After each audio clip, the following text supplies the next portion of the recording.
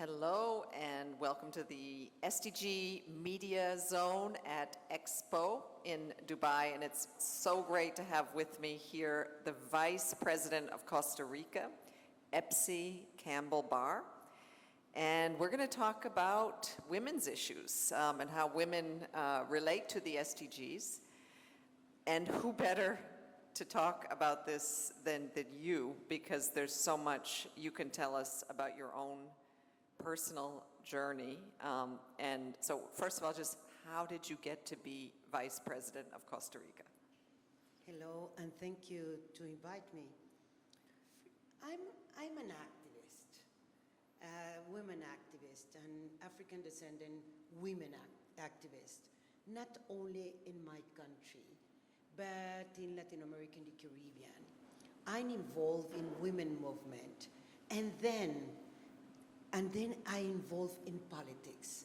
My first steps, it is steps in women movement.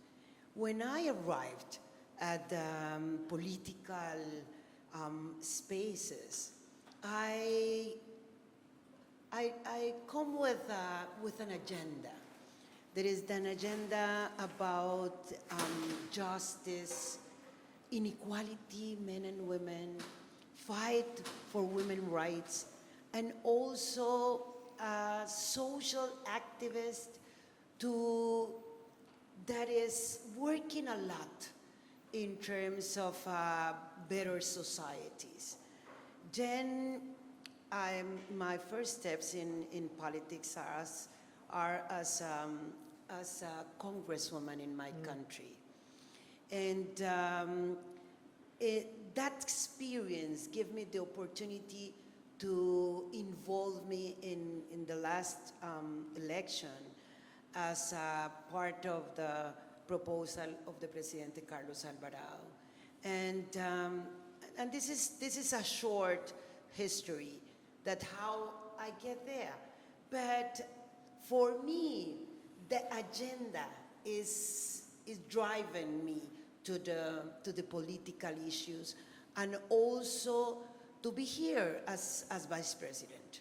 Okay, well, thanks. I understand that it's not just unusual to have a woman Vice President, but also a woman of African descent, and you've been an activist for people of African descent. I mean, I think people have the image, though, of Costa Rica, that it's just this perfect country, a country that abolished an army and used all that funding to invest in its in sustainable development.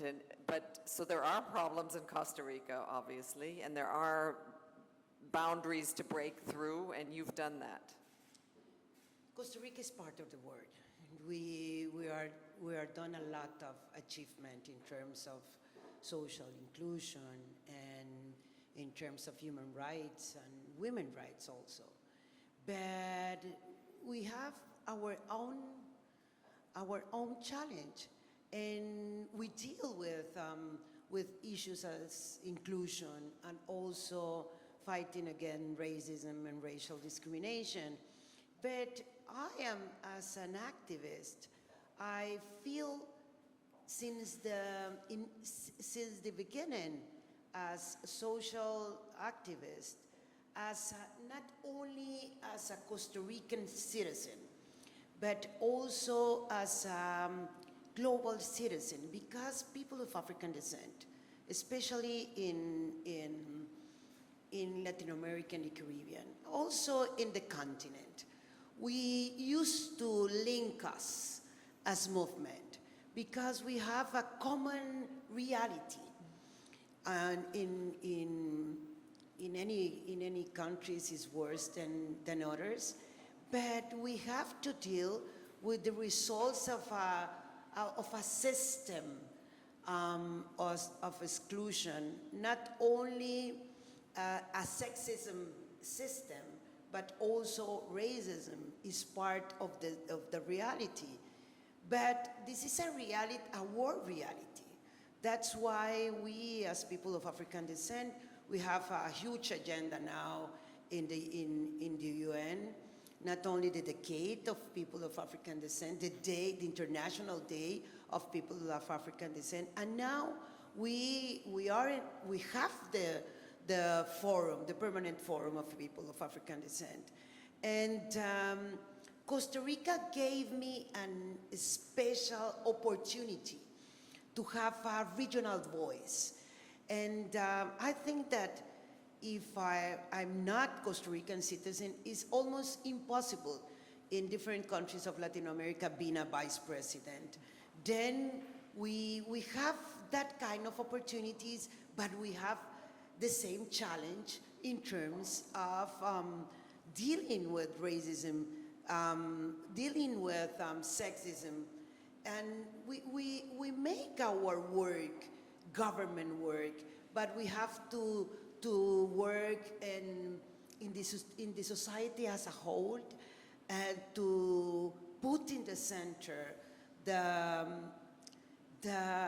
agenda of those who have specific issues of inclusion. And that my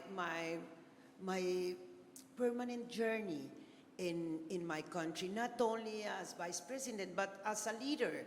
And I'm so grateful with my country, because if I have a voice, it's because I'm Costa Rican citizen who could raise the voice of human rights and who could raise my voice as a political leader, but also to put in the table the reality of millions of people of African descent all over the world, and specific in the continent and the Caribbean. It's really interesting, because we came here to talk actually about women, and then you touched upon the really important for the UN issue of empowering people of African descent as well. So you embody two very key populations of people and gender. So, but just on women as issues, because obviously the COVID-19 pandemic has unfortunately served as a setback in so many ways, and in the area of gender, it's exacerbated inequalities. And I'm not sure from the perspective of your country, but the perspective of a vice president of a progressive country, what is your advice? The pandemic naked our societies, because the reality of inequality that we had as societies. And our reality as the pandemic of COVID-19, it is impact more in those who have more problems, as women in our countries. We in our region, but all over the world, women are in the informal sector of the economies. And we have more responsibility, private and indoors responsibility, domestic responsibilities. And the pandemic put there the reality of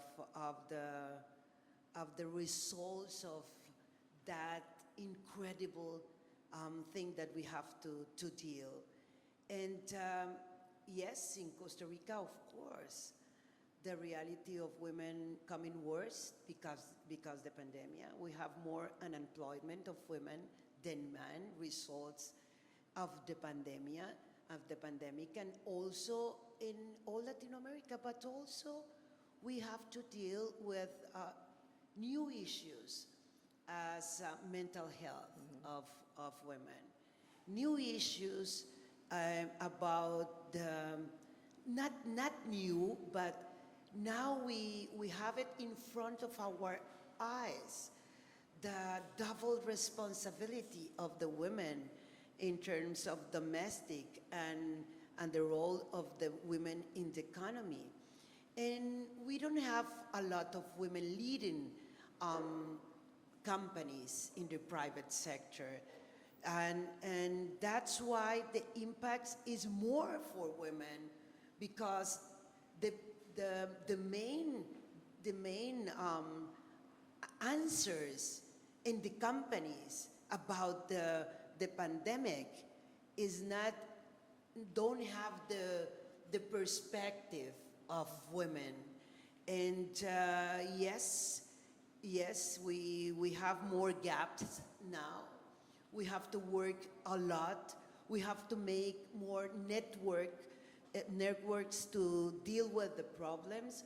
Also, we have to think the recovery in terms of women, but also give the women the space to be in the decision making, and to try to put again the issues of SDG agenda, but it's impossible to deal with that reality without women.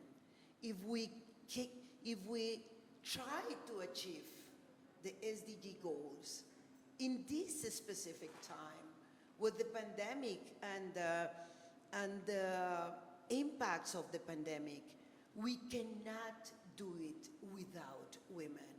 It is impossible, because we have more problems in terms of education, of health, the reality of the communities, etc.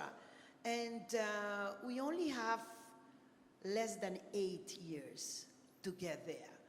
And we need to talk more and more, which will be the role of women in the new reality to achieve the SDG agenda. Well, thank you very much, Vice President. I think that what you are giving us is a call to action and some hope that the pandemic maybe uncovered some of the issues that women are grappling with anyway, have gotten worse, but now we have the opportunity not only to help them, but also to get their seat at the table and in leadership positions similar to the ones that you have to affect change. So only with women can we achieve the SDGs, a very great message to end on. Thank you all for tuning in. Thank you, Vice President. Thank you very much.